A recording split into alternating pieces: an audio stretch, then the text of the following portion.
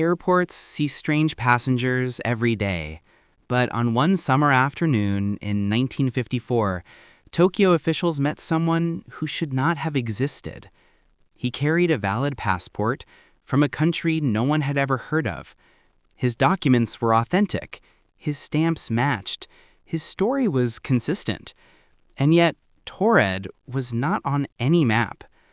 By the next morning, the man vanished from a locked hotel room. So did his passport. So did every trace of him. This is the case file of the traveler with no origin. Today's story is a documented case, one that airport officials, police records, and immigration archives still list as unresolved. On a humid afternoon in July 1954, a man stepped off a flight from Europe into Tokyo's Haneda airport. He looked ordinary. Business suit, briefcase, calm expression. But the moment he handed over his passport, everything unraveled. The passport looked real. It had a coat of arms, watermarks, and international entry stamps from countries across Europe. But the nation printed clearly on the cover was one no officer had ever seen. Taured, spelled T-A-U-R-E-D. The immigration desk assumed it was a mistake, maybe a small province, maybe a misprint. But when they asked him to point out his country on the map, he grew frustrated. He insisted it was real. He insisted he had lived there his entire life, and he insisted it sat exactly where Andorra is located today. But on the map, there was no Taured, just mountains and empty borders. The man stared in disbelief, repeating the same words again and again. "This is wrong. My country has existed for more than 1,000 years." Officers escalated the case. More agents were called in. Supervisors, translators, security staff. None of them could explain what they were looking at. The man's documents matched his story. His currency was authentic. His hotel reservation in Tokyo was confirmed. Everything about him suggested he was telling the truth, except for one impossible detail. Taured did not exist in this world's records. And that was only the beginning. The man from Taured was escorted into a private interrogation room, a quiet, fluorescent-lit office deep inside Haneda Airport's immigration wing. Not handcuffed, not treated as a criminal, but watched very carefully. Officials placed his passport on the table. It felt real. The texture, the lamination, the embossing, everything matched the standards of a legitimate European document. And yet, the country printed on it did not exist. The man seemed confused, not frightened. He spoke fluent French, Japanese, and several other languages. His demeanor was calm, almost impatient, as if he had been through border checks hundreds of times before. He explained he was a businessman visiting Japan for the third time that year, representing a company he claimed had offices all across Taured and Europe. When asked for proof, he opened his well-organized briefcase. Inside were company letters, contracts, and travel permits, all stamped with agencies no official had ever heard of. The signatures were clean and consistent. The company seals were intricate, impossible to forge without specialized equipment. Still, the officers pressed him. They asked him again where Taured was located. He pointed to the small region between France and Spain, insisting Andorra was a mistake, a political error on their maps. He grew visibly frustrated. To him, Taured was as real as any other nation. He believed the mistake was theirs, not his. To cross-check his identity, officials called the hotel where he claimed he had a reservation. The clerk confirmed it. A room was booked under his name. Even the date matched. But when the immigration office attempted to contact the company he worked for, the line returned an automated message. No such company existed in Japan. No branch, no record, no registration. When they contacted European directories, the response was the same. Nothing. No database, no archive, no financial record contained the man's employer. To verify his personal history, officials asked him questions about his life, his hometown, his family. He answered without hesitation. Everything he said sounded normal. The names, the roads, the landmarks, the political structure of his country, but none of it existed. Every detail came from a place no one in the room could find on any record. By late evening, the case reached Japan's higher authorities. The man had not committed a crime, but he could not be released. He was placed under observation in a nearby hotel while immigration officers prepared a more detailed investigation.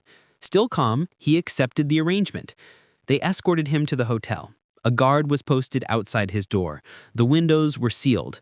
The room was 8 floors above the street. Nothing about the situation suggested escape was possible. At midnight, the man from Taured went to his room, entered quietly, and closed the door. It was the last time anyone would see him alive, or at all. After the interrogation, the man from Taured was escorted to a business hotel near the airport. His passport, his documents, and his briefcase were all sealed and taken into custody. Officers simply wanted to keep him under observation until morning. 2 immigration agents accompanied him to the hotel entrance. A 3rd agent checked him in. He showed no signs of fear or anxiety. If anything, he seemed tired, irritated by what he believed was an administrative mistake.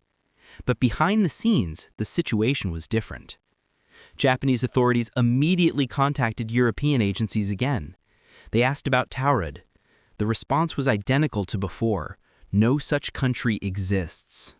Not in an atlas, any treaty, any political record. They checked the serial number of his passport. Valid format, proper structure, correct ink, correct paper, correct watermark, but registered to a nation that did not exist. They contacted the hotel he claimed to stay in on previous trips to Japan. No record. Not under his name, not under his company. And yet, he remembered details only a returning guest would know. The lobby layout, the view, the breakfast area. It was as if he had been here, but not here.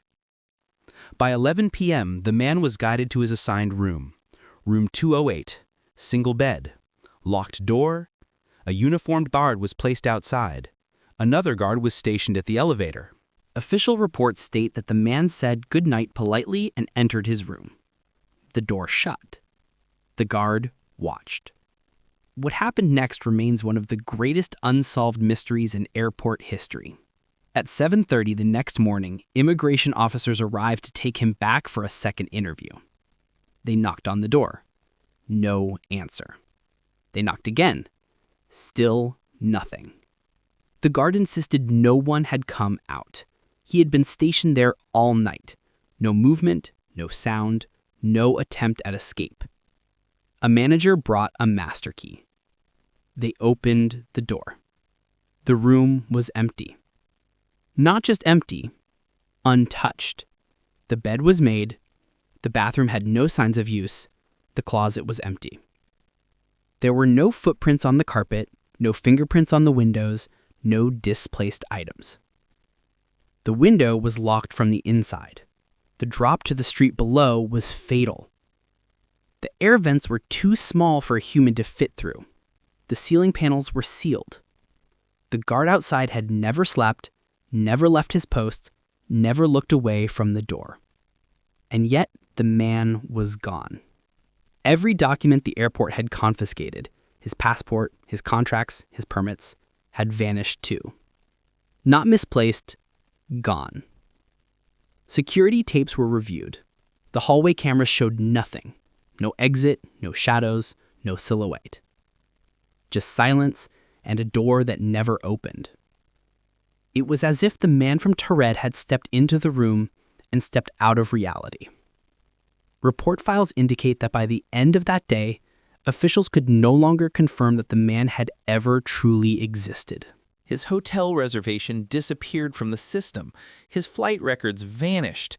The files from the interrogation room were missing pages. Photocopies of his documents were corrupted, blurred, or incomplete. Every trace of the incident dissolving. Investigators later described the man as a traveler without a country, a foreigner from nowhere, or simply the one case that does not fit the rules of our world. In the days following the disappearance, Japanese authorities launched a full internal investigation. Every guard, clerk, and officer was interviewed. Every hallway camera, every room entry log, every hotel register was checked again and again. But nothing led anywhere. The guard stationed outside room 208 insisted he had not moved from his position. He had a clear view of the door for the entire night. No one came out. Not a shadow, not a sound, not even a flicker of the hallway lights. Still, the room was empty. Officers began reconstructing the man's movements from the moment he arrived in Japan. They reviewed airport security footage. He appeared in every frame exactly where he should have been. Check-in, immigration, briefcase inspection, escort to the car, walk into the hotel lobby. But his face never registered on Japan's new biometric file system installed that same year. Other passengers did. Pilots, crew members, businessmen, tourists, all properly logged. But the man from Taured was not. It was as if the system did not recognize him as a physical person. Officials reached out again to European agencies to confirm his identity. The answer did not change. There was no record of the man's birth, no registry of his address, no company with his employer's name, no diplomatic treaty that included his supposed homeland. Taured was still non-existent. But yet, multiple officers had spoken to him, handled his documents, escorted him to a hotel, filed reports describing him in detail. He was real, at least at the time. During the deeper investigation, another strange pattern emerged. The photocopies taken of his passport were incomplete. Ink missing in places, lines fading, entire sections where the text had dissolved into static-like smudges. Technicians blamed the machine, but the machine worked perfectly for every other document that day. When they reopened the briefcase logs, the entries containing the man's items were missing from the database.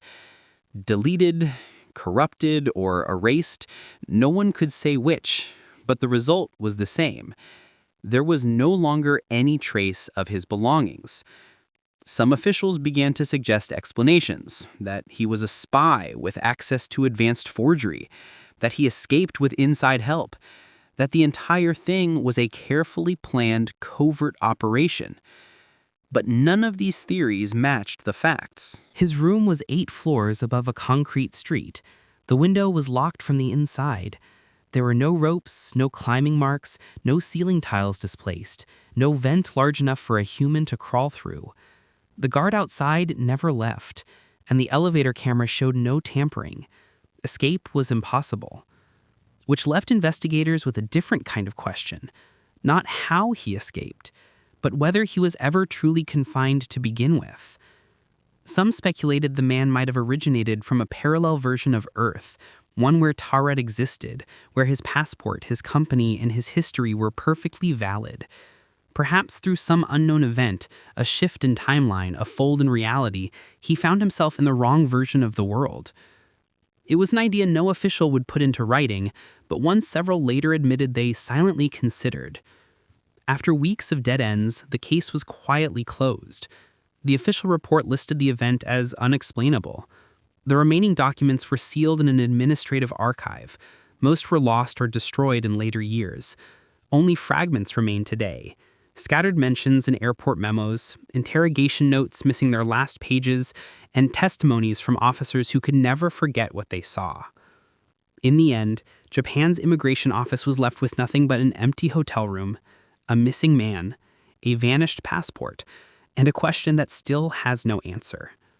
If he didn't come from our world, then where did he go? To this day, the Man from Taured remains one of the most baffling disappearances ever recorded.